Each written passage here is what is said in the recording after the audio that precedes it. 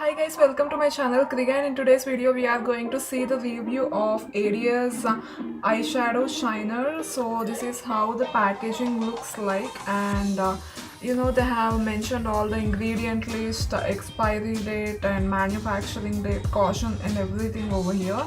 So the MRP of this is 275. I bought it offline in a normal shop, but if you buy it in online, of course you are gonna get a lot of offers.